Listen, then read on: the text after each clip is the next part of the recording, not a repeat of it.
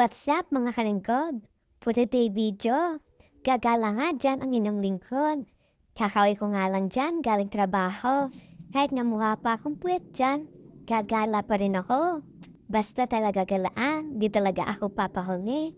Kahit na mukha pa ako dyan aburidong bangag, pilit ko pa rin kikisingin yung diwa ko para makagala lang ako.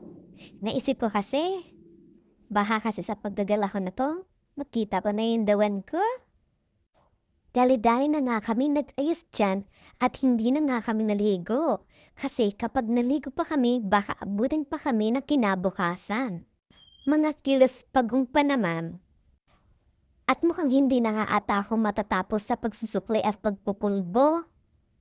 At mukhang dito na yata ako aabutin ng Pasko.